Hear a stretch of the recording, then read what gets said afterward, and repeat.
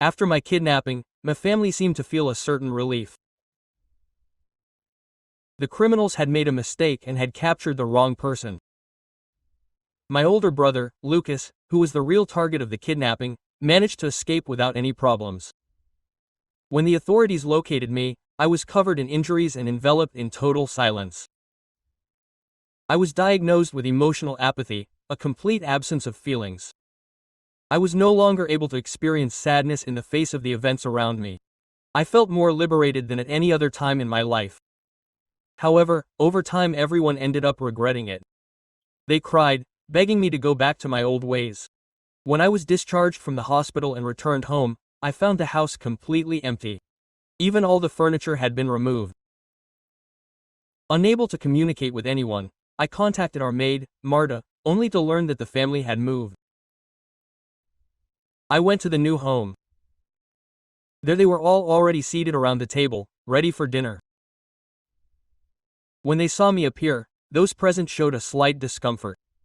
Why hadn't anyone told me about the move? Lucas has been having nightmares recently about being kidnapped. I thought his old house wasn't doing him any good, so we're looking for a new place, Mrs. Davis explained as casually as if she were commenting on the weather. You've arrived at the perfect time. Come sit down and have dinner with us. The table was laden with Lucas's favorite dishes. My face was covered in thick bandages, and I walked with a noticeable limp. No one seemed to care or even notice. The old me would have been devastated, but at that moment I felt absolutely nothing. My emotions had completely disappeared.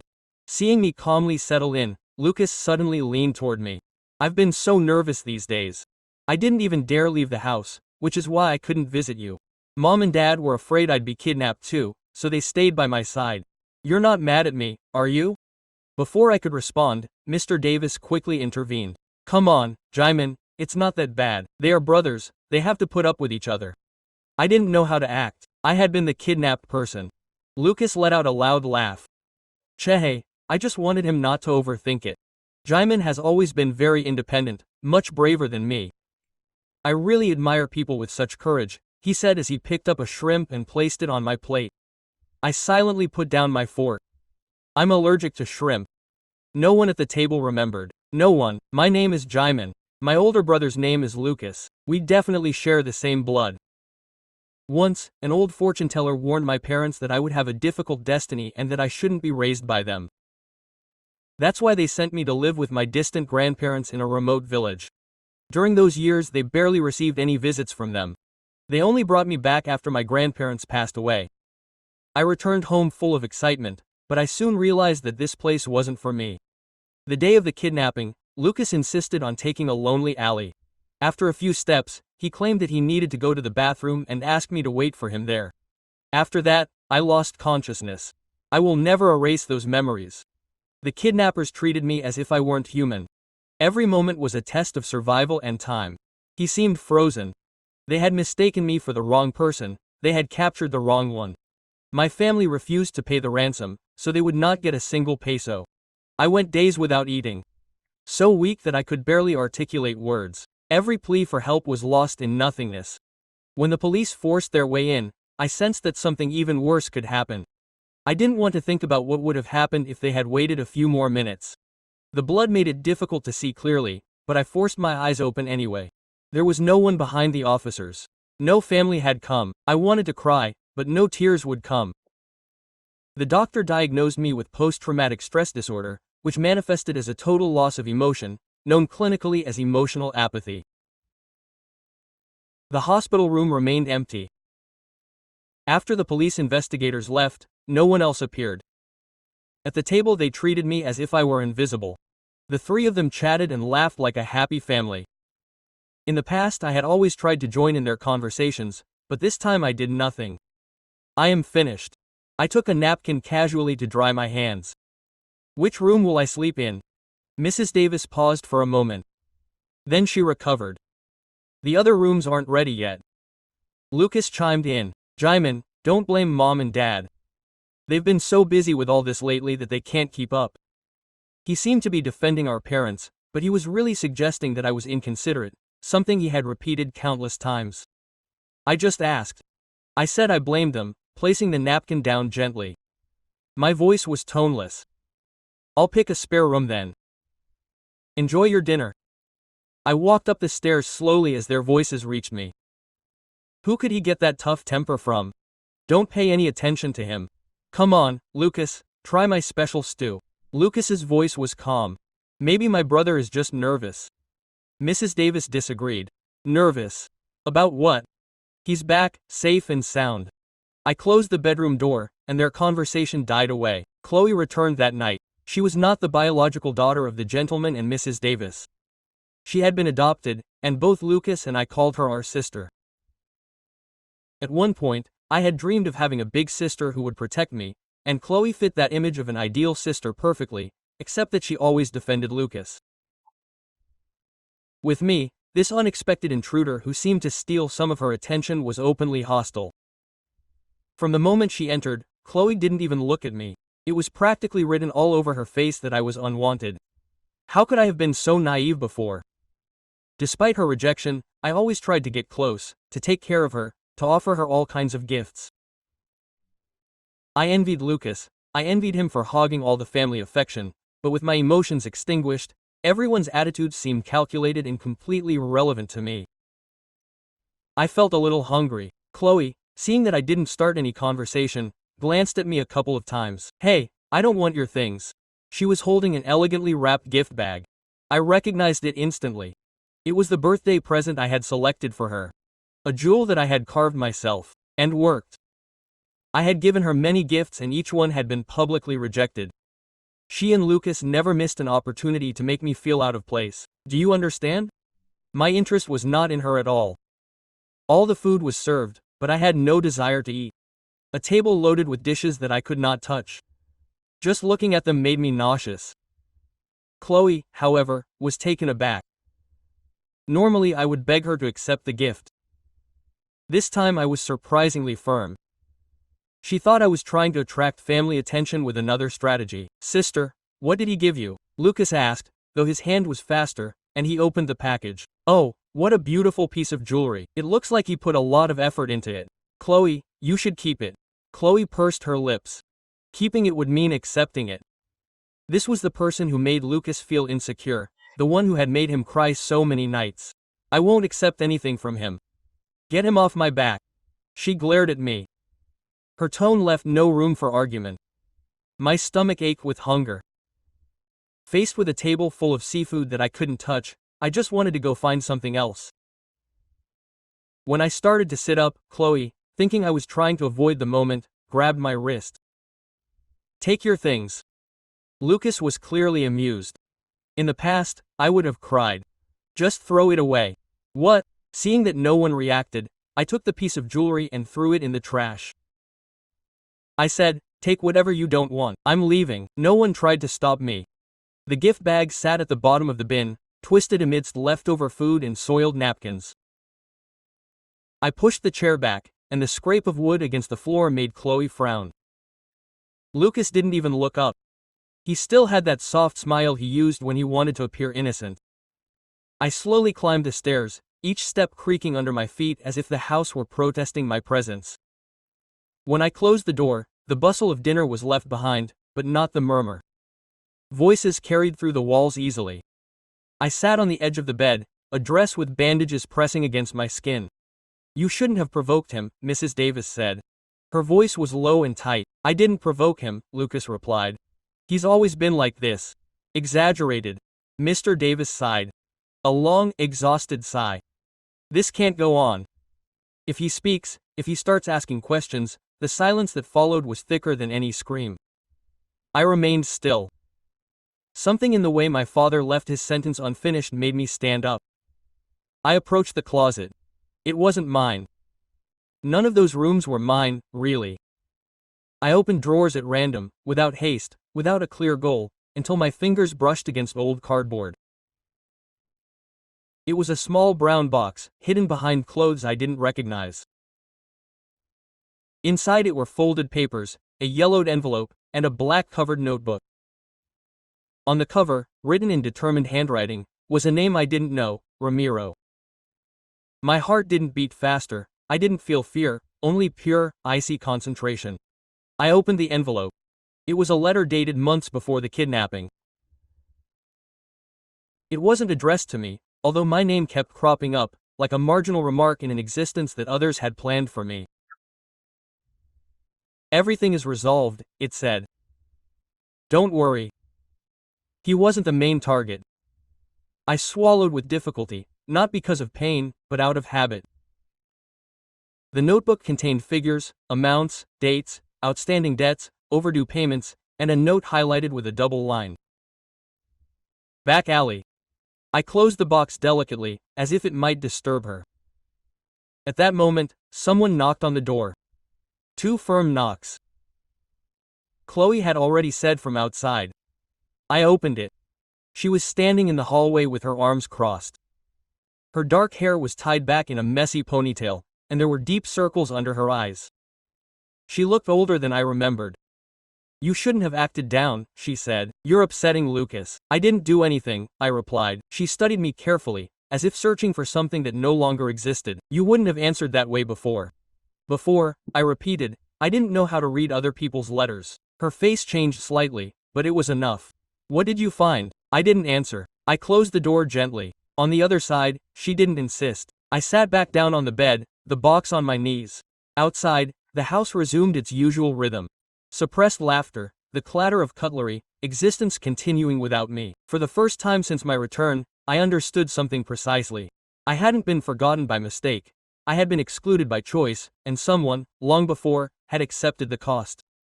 I woke up without sleeping a wink. The box remained on the desk, open as if it too rejected rest. I didn't remember lying down, but I was dressed with twisted bandages and a roughness behind my eyes. Outside, the silence of the house was different, not that of sleep, but that of concealment. I picked up the letter again. The paper was rough, yellowed. The handwriting, surely hurried, seemed like Lucas's S. It didn't mention my full name, but enough to remove any doubt. They shouldn't have involved Jaimin in this. He wasn't going to give anything away. He doesn't know anything. The agreement was explicit, Ramiro. The thing in the alley was just a change of plan. I leaned back in my chair, letting the sentence hit me again. The thing in the alley was just a change of plan. Lucas had taken me there. He asked me to wait, and then he disappeared. I dressed without rushing. I went downstairs to the kitchen, expecting to find someone. Only Marta, the usual employee, was there, making coffee as if no time had passed. Tall, with white hair tied back in a bun, with the tired gestures of someone who has been witnessing the same thing for years. "Marta," I said, my voice raspier than I intended. She turned. She looked at me as if she didn't know where to fix her gaze. "Oh, little one," she sighed. "I didn't hear you come down." I went over to the table. "Do you know who Ramiro is?" Silence fell immediately. It lasted barely a second, but it was noticeable. Then she tried to hide it. "There are many, Ramiro. Darling. This one had agreements with Lucas and with Dad. There's a letter." She put the cup on the counter with slightly trembling hands. She looked at me with a newfound sadness, almost maternal. "Don't meddle in that, Jaimin." "No, now that you're back. I'm already involved," I replied. I left without saying goodbye, walking toward the center, the streets still damp with dew. The neighborhood hadn't changed much, the same facades, the same little shops, but I had. Or maybe it was only now that I was perceiving things as they were. The old cafe on the corner was still operating. I entered almost without thinking, and there I saw her sitting by the window with a notebook in her hand and her light brown hair falling over her shoulders. She was wearing an apron with the shop's logo, but her lips were made up an almost melancholic matte red. She looked at me with interest, but without fear. Jaimin asked as if hesitantly. I nodded. "I'm Anna. I don't know if you remember me. I used to work near your old house." I didn't remember it, but I lied. "Sure," I said. She smiled. A simple smile, without ulterior motives. There was something in her way of observing that didn't mean to judge, only to understand. "I saw you that day," she said suddenly. "The day you disappeared." I froze. I didn't answer. Anna continued. She was closing up the bakery. "I saw Lucas talking to 2 men in a black car. One of them got out and looked toward where you were. I thought it was strange, but then I forgot about it until I found out what happened to you. The air grew thicker. I sat down across from her. Why didn't you tell anyone? I was scared and didn't know if it was relevant. We looked at each other for a moment in silence. It was she who spoke again. I still have the footage from the store's cameras, if you'd like to see it. I watched her for a long time. There was something in her tone, in the calm way she delivered the information that wasn't looking for drama or profit. Thank you, I said. And I meant it. For the first time in a long time, I felt something like relief, small, fleeting, but real. I returned home before nightfall. The sky was tinged with a dirty orange, as if the day had also run its course. I walked slowly, my mind still caught up in what Anna had revealed to me. The images repeated themselves. Lucas, the black car, the two men, and her looking at me with such direct sincerity that I had trouble holding her gaze. When I arrived, the house was silent. Too silent. I entered through the front door and noticed something abnormal. The dining room was empty. Not just empty of people, really empty. There was no table or chairs, just the echo and the smell of old varnish. Hello, I asked the void. From the kitchen, my mother's voice answered. We're rearranging the living room. Your father wants to change the arrangement. I went in. She was standing with her back turned, stirring something in a pot. She was wearing a gray linen dress and her hair tied back. Mr. Davis was leafing through a newspaper in the adjacent room. He didn't look up when he saw me. Where's Lucas? I asked. He went for a run. He needs to clear his head, she said without turning around. Don't pressure him, Jaimin. Press it. He looked at me.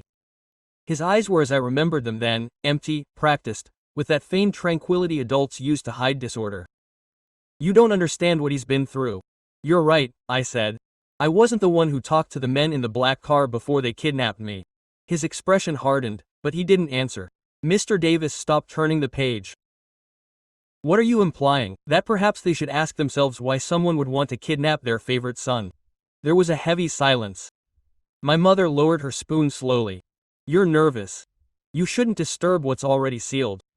Sealed at what cost? They looked at me without answering. It was like arguing with a well-plastered wall, people who had perfected the art of making someone disappear without lifting a finger. I went upstairs without saying anything else. The air in my room was heavy. I sat down in front of the cash register again. Ramiro's name weighed more heavily now. He was a shadow with a face that was still unknown, but clearly involved in everything that had happened. I couldn't stay there. I had to go out, to see Anna again. I grabbed a jacket and left. I walked quickly, without a specific direction, but with a deep urgency to get away from that house. I ended up back at the cafe. It was almost deserted. Anna was cleaning a table in the back, looked up, and smiled. You came back? I sat down. I didn't order anything. Are you okay? I didn't answer. She sat down across from me without asking anything else. By that time there were no customers left. You were always so direct, weren't you? Something changed. Anna lowered her gaze for a moment. Her hands were small, with short nails, unpainted. There was something in the way she carried herself that, he wasn't trying to impress anyone. You know how some people don't change? He said suddenly. They just stop acting. Quote, do you think that's what happened to me? I don't know, but it seems like you're stopping acting in a lot of ways. There was a pause, a silence that wasn't oppressive, but allowed you to breathe. Tell me more about what you saw that day, I asked. Lucas got out of the car and spoke to the men. He seemed nervous. They didn't get out completely. Then he walked away. And you appeared, walking alone. I saw one of them looking at you. It was as if he recognized you or was waiting for you. They were waiting for me, I don't know, but it wasn't a coincidence. That's for sure. I thanked him, not out of politeness, but because he was the only person who, without owing me anything, gave me the unvarnished truth. Before I left, Anna added something else. If you want to see the recordings, they're on a USB stick. I'll bring them to you tomorrow. I nodded. Thank you, Anna. She looked at me seriously. Don't thank me yet. Maybe you won't like what you see. I left the cafe with a new knot in my chest. It wasn't fear, it was the certainty that everything that would come next would be final. I returned home after midnight. The light in the living room was still on. It wasn't usual. I closed the door carefully, but the noise it was enough for my father to look up from the couch. He was sitting there stiff-backed, his shirt sleeves rolled up, as if he hadn't moved for hours. My mother was standing by the window smoking, something she hadn't done in years. We need to talk, he said. I didn't ask about what. I sat across from them, keeping just the right distance, neither too close nor too far, like an uncomfortable guest who doesn't know how long to stay. I went to the old neighborhood today. I started. I talked to someone who saw Lucas the day I was kidnapped. My mother closed her eyes. It wasn't a theatrical gesture, just profound exhaustion. Jaimin murmured a little. He's behind me now, not for me. My father rested his elbows on his knees. What exactly did they tell you? That Lucas talked to two guys in a dark car, that it wasn't by chance, that I wasn't in the wrong place by chance. Silence descended like something thick and solid. My mother stubbed out her cigarette in the ashtray with unsteady fingers. Don't you understand? Lucas said. He had serious problems. What kind? Debts, my father replied. Very serious. I looked at him intently. He was tall, with gray hair, his face scarred by years of bad choices. I had always thought him aloof, but never a coward. And they thought I didn't complete the idea. My mother turned to me with irritated eyes. We thought you could resist it. I felt no anger, only bitter lucidity. Resist what? Being tortured, being left to die?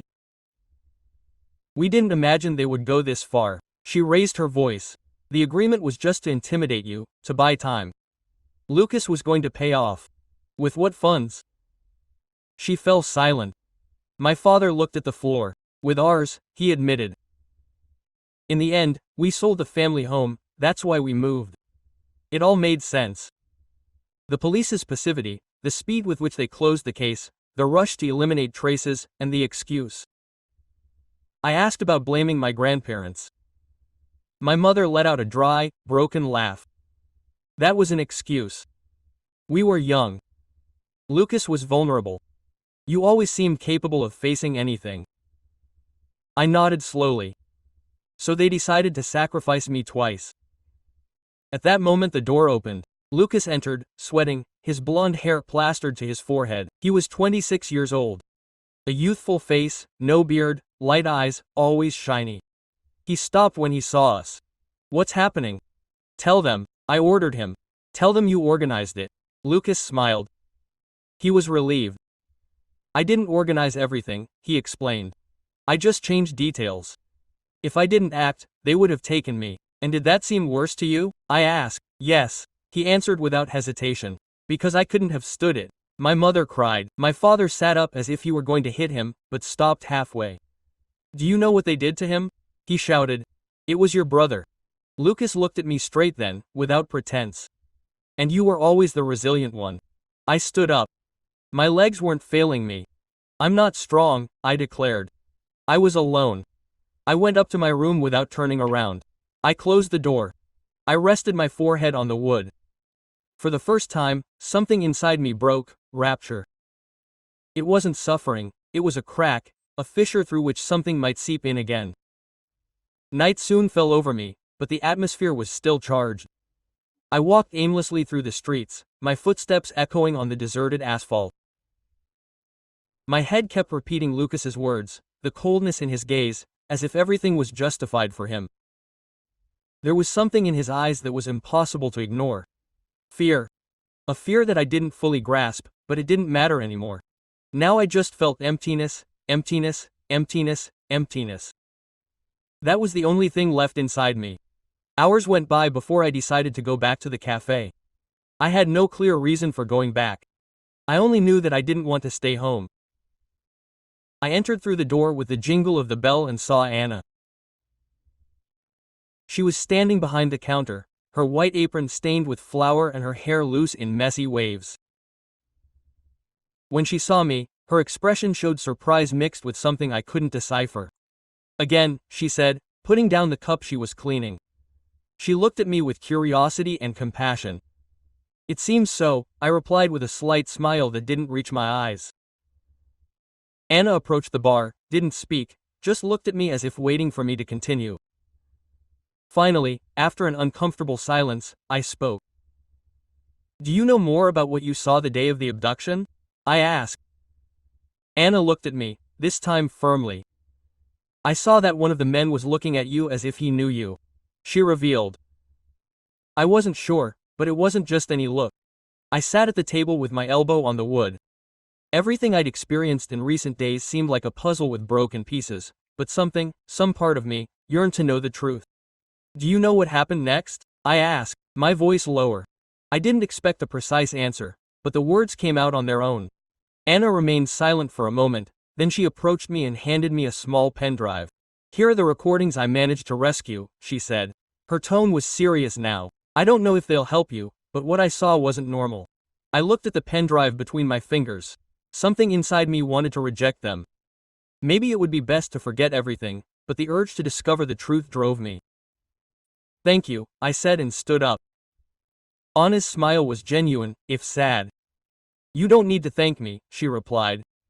Do what you must, just be careful what you discover. The truth isn't always what you imagine.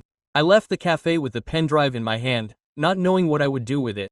On the way back, my mind was flooded with questions. Why had Lucas never mentioned this to me? Why was he hiding so much? And most crucially, who was orchestrating it all? Was it just a miscalculation or something deeper? When I got home, I went up to my room without saying a word to anyone. No one had looked for me, not my mother, not my father, not even Lucas. It was as if my return hadn't mattered, but that indifference no longer hurt me. The wound was too deep. I sat down at the computer, inserted the pen drive, and waited for the files. They were videos from the security camera at Anna's place on the day of the abduction. The first showed the parking lot. Lucas could be seen standing next to the dark car talking to the men. I couldn't hear their conversation, but the tension was palpable.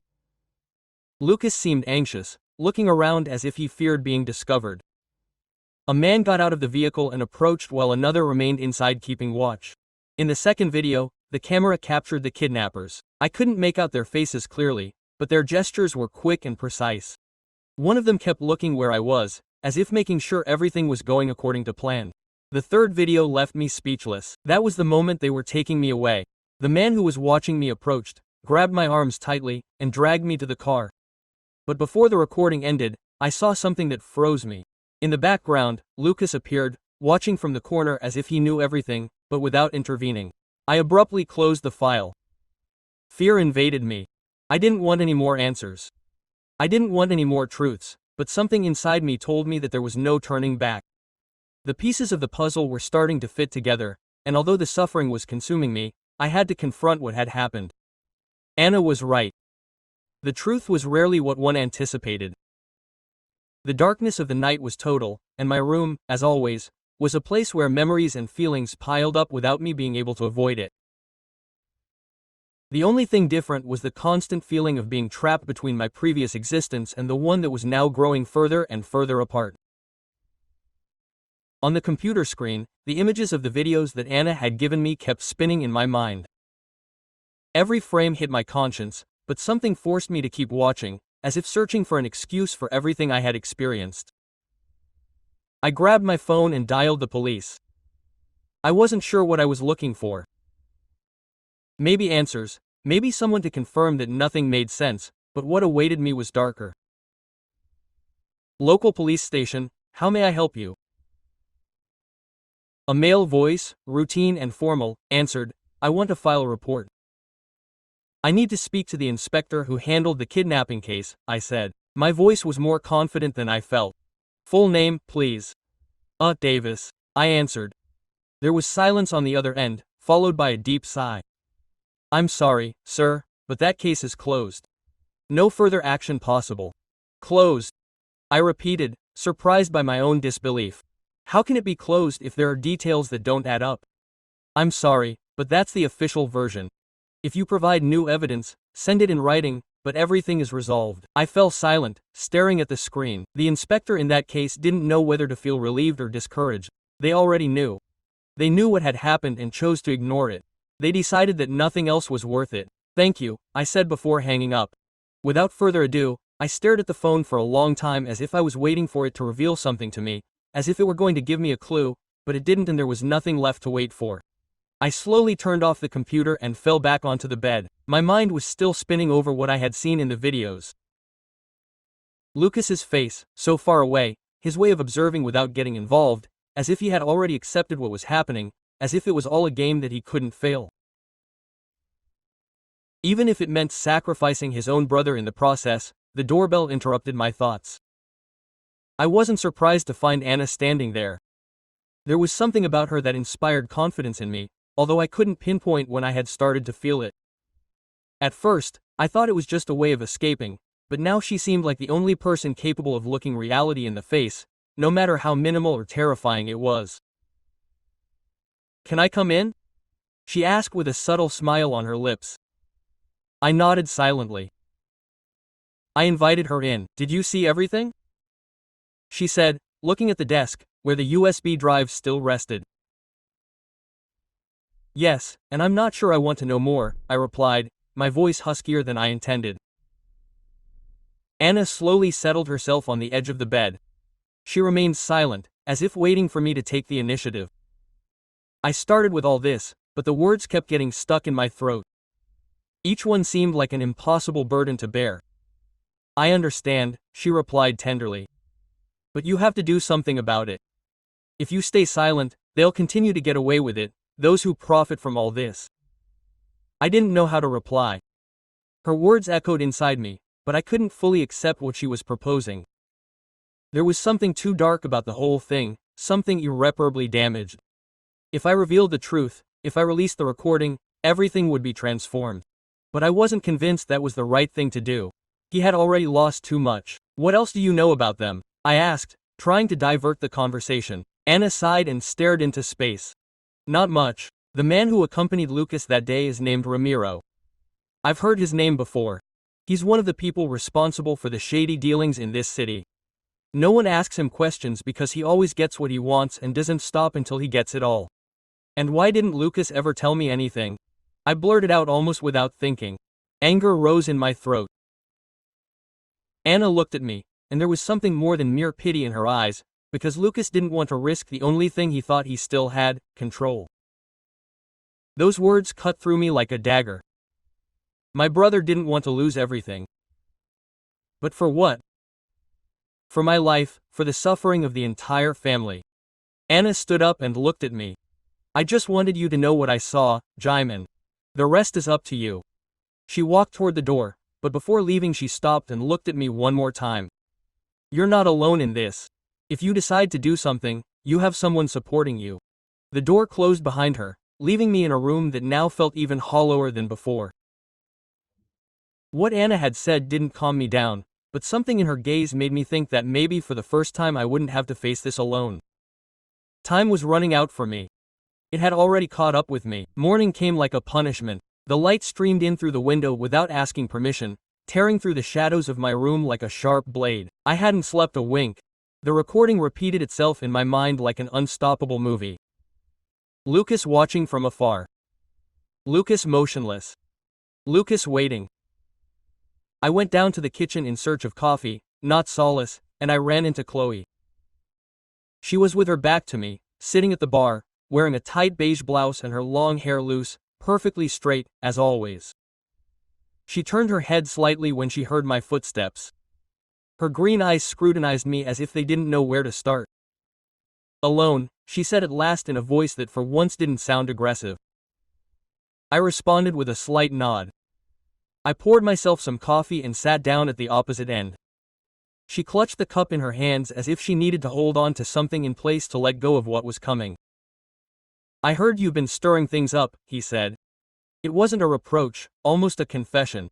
I didn't answer. I didn't owe him an explanation. "I didn't come to argue," he added. "I just needed to talk to you, that was new."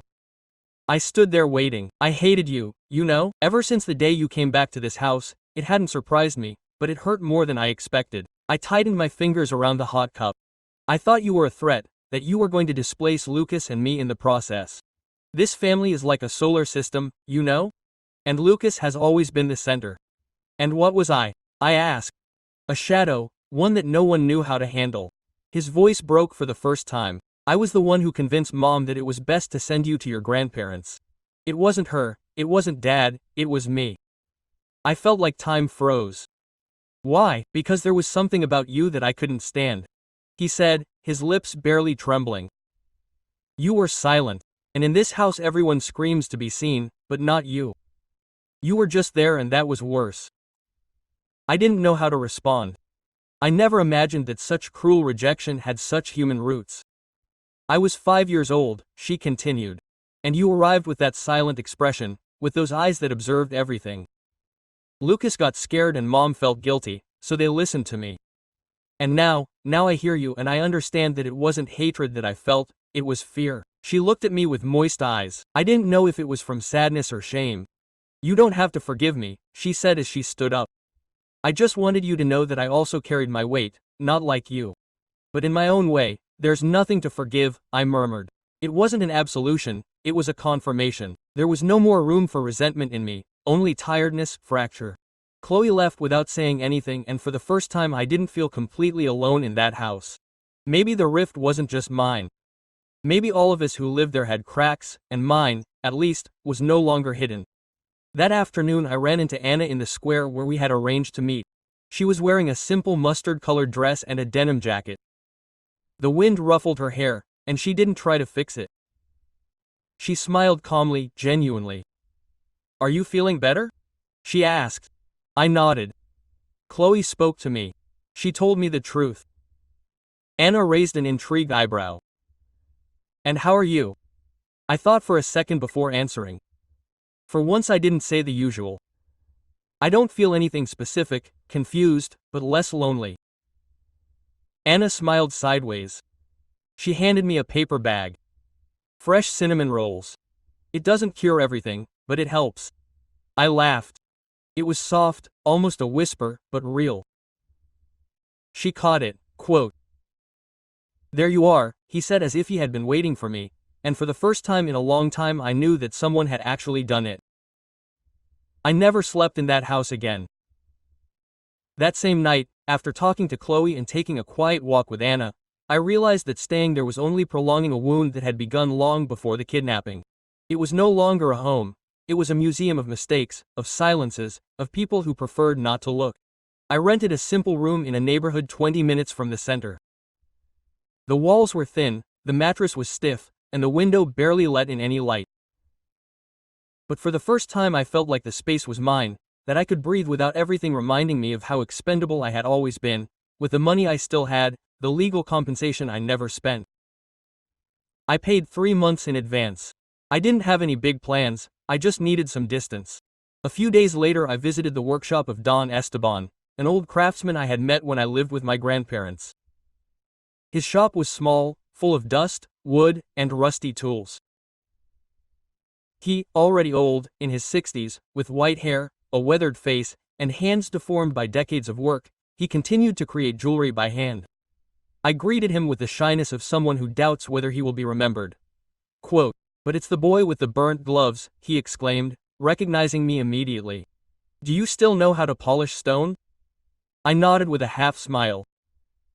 See, stones don't wait. And so I returned to the place where I once felt valuable.